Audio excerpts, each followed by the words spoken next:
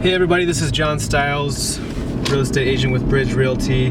I'm here Continue for half a mile on my channel, Real Estate Styles, and I wanted to just bring you home maintenance tips. So one of my tenants called to say that their hot water in their shower would not turn off, even though it was off, the handle was off all the way. So what we got to do is switch out the valve stem on that handle. So one of the first steps you do is you go and turn off the water to that shower. Sometimes, you know, your shut-off handle might be right behind the shower. In this case, you have to go to the basement of the building to shut off that water. And then I'll show you how to take out the valve stem. And once you have the valve stem out, you can match it up to a new one.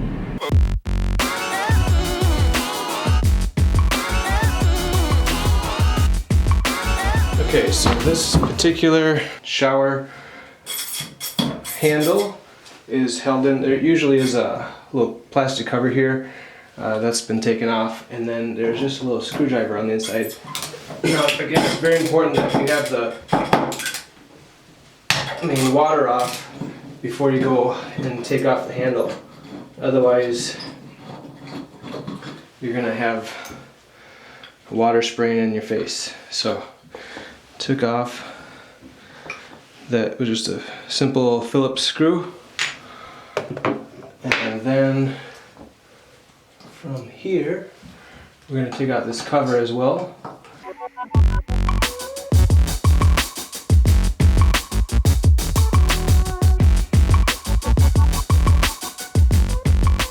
So the cover is probably stuck on with a little bit of caulk. You just pull that away, maybe with a flathead screwdriver. What you're going to need is a tool like this.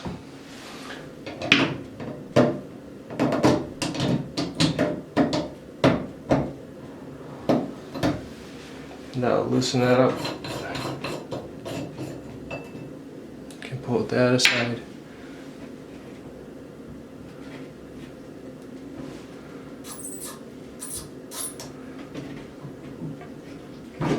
And then that stem valve can just pop right out. So this is what allows the water to come in and out. And we're going to take this right over to the parts supply store and just get a replacement for that. Alright guys, I'm in the car.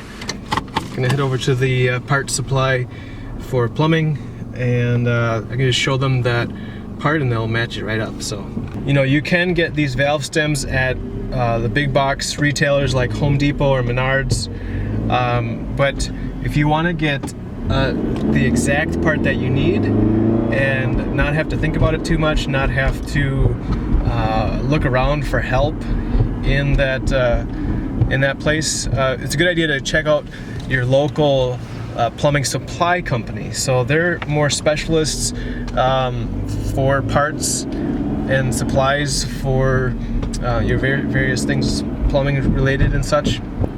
You just walk in there with your part and they'll match it right up. They'll just go in the back, come right back, and they'll have that part for you. So, alright, so I got my part right here, ready to go put it in.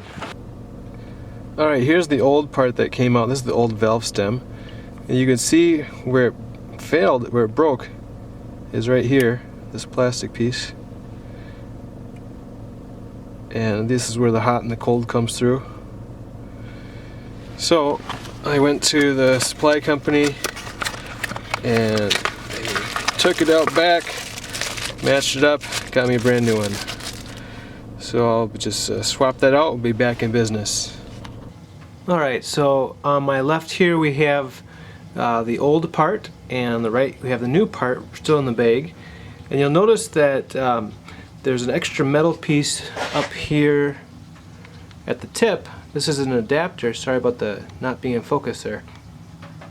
This is an adapter that needs to go from that old valve to the new one. And the problem is it's stuck on there. It's kind of a little rusty from getting wet and all. It's a little stuck. So what we've done, the guy at the parts place put some oil on it, grease on it, something like that, WD-40, and we let it sit for a while. I grabbed a long metal part, and there's actually a hole right in the middle, so you can stick that through there. Then grab a crescent wrench, hold on to the adapter that we want to keep, and hold it down onto a hard surface. And then if you use a hammer, you can pound on that, and it goes right through, releasing the old valve. And we've got the adapter here to put on the new valve.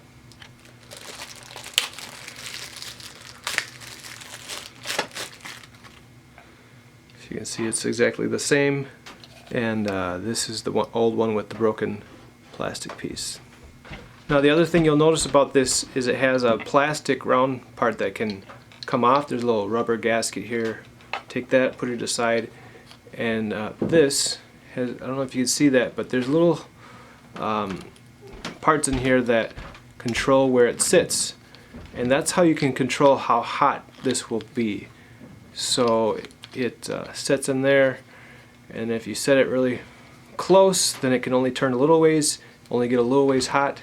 Otherwise, if you turn it over to the left, then it can get turn a lot and get very hot. Now of course you don't want it to get too hot, especially if there's kids in the house that might be using it. So, but that's how you can adjust it if you need to. And make sure you put the rubber gasket back on there when you're done. The adapter on this new one, just press that in, give it a gentle tap. You don't want to hit it too hard, and that is ready to be installed. Alright, this is the inside of the shower valve. The other thing we're going to want to make sure we do is put it in right side up. And the way that we're going to tell that it's right side up is if it's going to fit correctly.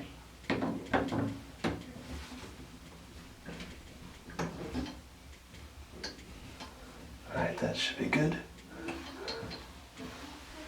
Here's the part that holds it on. When you put this on, you don't want to put it so tight that you strip the threads. So just start with it hand tight, make sure it's on there straight. Then you can tighten it up with your crescent wrench.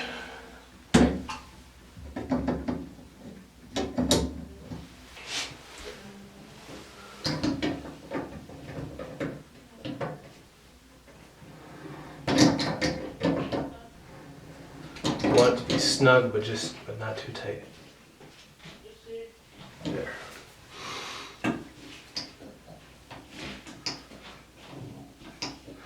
And then you're going to want to turn on the water and test it, make sure it's not leaking out anywhere before you put all the covers back on. Alright, so I've got the new valve stem plugged in, and I've turned on the water, so I'm just going to test, make sure it's coming out okay. Right there it's cold, and if I go further, it's nice and warm. So that all seems to be working, and I don't see any leaking underneath the valve stem. So from there we can go ahead and install the cover, and this rubber or foam part is to help keep water out from behind there. So that just slides right on. Then you take your screws that were in there, make sure it's lined up. Should be laid up like that. Let's take a quick look, see where's that. Yep.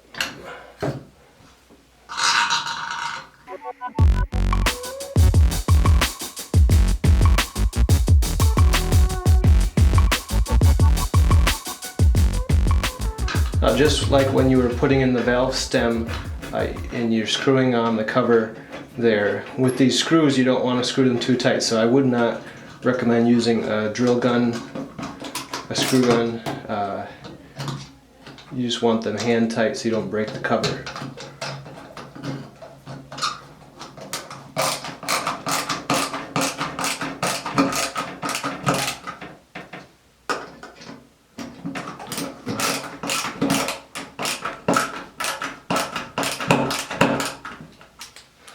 Okay, so then we'll just put the handle on there, put the screw in and tighten it up.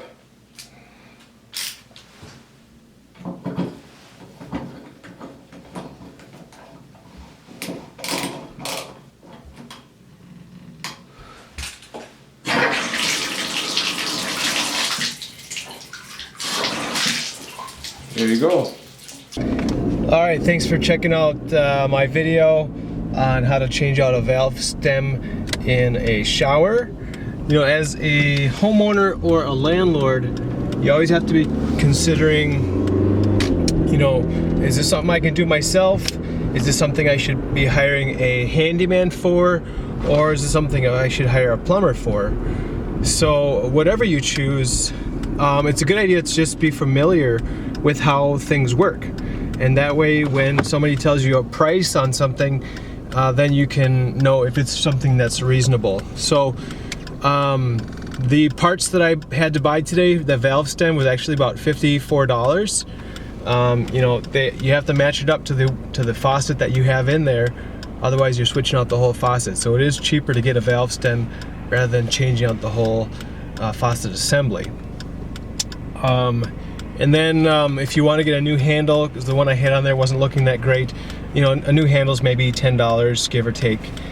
Then the time it takes to take it off and put it on is not really that long. Maybe 30 minutes, maybe an hour. If it's something stuck and and it takes a while to get it off, and you do want to go kind of slow and gentle so that you don't break anything and have it turn into a larger job than it should have been. But then of course there's the supply runs. So unless you're a plumber that has a ton of parts right there in your van, you're going to want to take off the part first, then go to the store with the part, match it up correctly. Otherwise you're going to be running to the store multiple times. You know, of course, depending on how far away the store is from you, that might be a half hour in addition, might be an hour, might be 2 hours in addition to the actual time it takes to replace the part. So all together, you might be looking at about a 2 to 3 hour job, even though it's actually quite simple to do between diagnosing the problem, getting the parts, and replacing them. You know, somebody who's pretty experienced could probably get it done in about an hour and a half. So take that all into consideration when you're either choosing to do the repair yourself or hire somebody out, and just when you're calculating up what it is going to cost to get that item fixed. So thanks again for checking out this video. Be sure to share it with your friends. Give me a thumbs up if you would. Subscribe as well so that you can get notification about the next video that's coming out. And I appreciate you tuning in. If you want to comment below, you can let me know what's a repair that you are wondering about, or what's a real estate question that you have. I'd love to help you out. Again, John Stiles from Bridge Realty, signing off. Take care.